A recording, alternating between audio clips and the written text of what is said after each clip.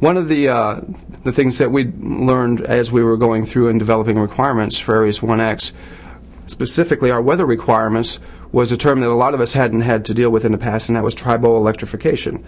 Triboelectrification, as a launch vehicle is going up through the atmosphere, and as that atmosphere is changing, you start to go through thinner portions of the clouds which contain ice crystals, which can create an electrical charge that's associated with the vehicle. This can build up a plasma field around the vehicle, which may give you concern about the ability for the antennas to be able to receive or even downlink some of the commands that they're getting.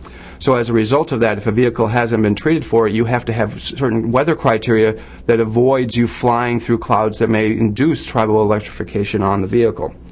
That was where we were on launch day. We had some decals and other things on our vehicle that had not been certified from a triboelectrification perspective, and so we did have to develop and utilize and implement weather criteria for launch day.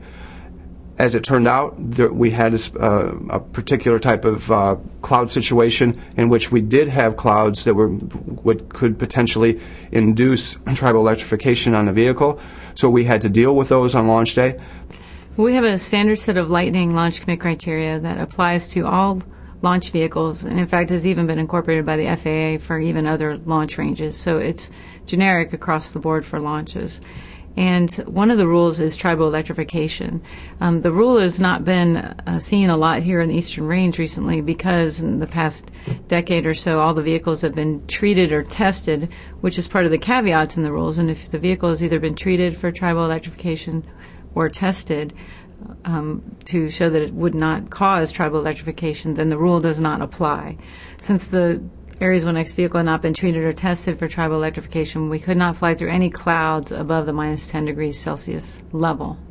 The impact of not meeting the triboelectrification caveats was the need to be able to have to apply the rule and therefore lose launch availability due to weather.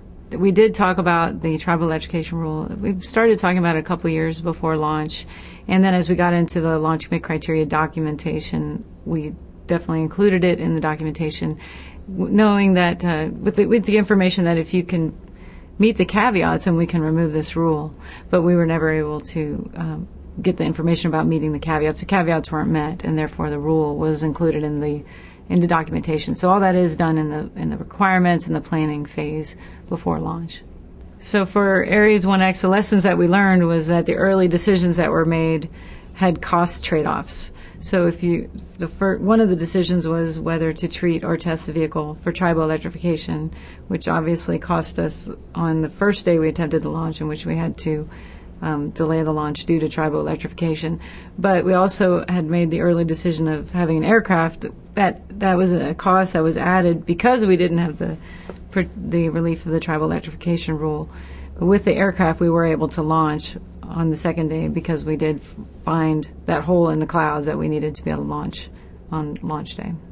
So on launch day, some of the things we were balancing, because we had to make this evaluation, was we had the aircraft, but we didn't have enough fuel to fly a 4-hour launch window. So we did have to land the aircraft, refuel it, take it back up, or have another aircraft on standby, I think is actually how we managed that, and fueled.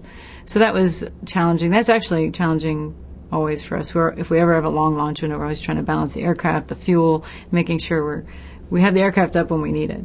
And we ran into that with Ares 1X. What we were doing with the aircraft, we were just finding holes in high, thin, cirrus clouds. We can't see them on radar. So we're mainly just completely dependent upon the aircraft in that situation. And so we're just getting information from the aircraft. We're comparing it to our satellite pictures. We're doing timing. We're just basically timing out the breaks in the clouds. But sometimes clouds they're not uniform. They don't just stay the same as they move. They change. So it became very challenging, and having the aircraft was critical. We would not have been able to do it until a clearer day came up if we didn't have the aircraft. The thing that we also learned that we had made for other reasons, a decision to implement and utilize weather aircraft. Those weather aircraft were instrumental in giving us a first-hand accounting of the structure of those clouds and the ability for us to fly through as a vehicle. So even though we used all of the ground data that we could to assess our weather criteria, the weather aircraft really were able to give us a lot better view and understanding of the clouds thicknesses and the type of clouds that they were to allow us to fly through those. We did have several holes throughout the day associated with triboelectrification on our first launch attempt where we were in and out of that criteria that was holding us. Eventually we did get to the point where we were able to launch, but again, having the weather aircraft, having an understanding of the vehicle configuration and good weather constraints allowed us to make a good decision and eventually get off the ground on launch day. One of the things that I thought we did really well when it came to Ares 1X was we had a NASA test director that was dedicated to weather, and we had a lot of meetings before launch day. We thoroughly went through the launch commit criteria. Charlie Blackwell Thompson and I just went through all the launch commit criteria till she fully felt comfortable with them. And then on launch day, the communication was a lot smoother. No, there was not a lot of details that were needed that she didn't already understand when it came to the rule itself. She knew the rules very well. And so it was just a matter of communicating and finding the holes and then getting to that T0. One of the things that was challenging was, okay, now that we see the hole, we know it's coming, we want to get to, let's put the T0 here, but that takes a little time. And so that was another thing that was challenging, is we had to take some time to get to that T0. And so we had to really try to time out these breaks in the clouds as best we could. It was very challenging.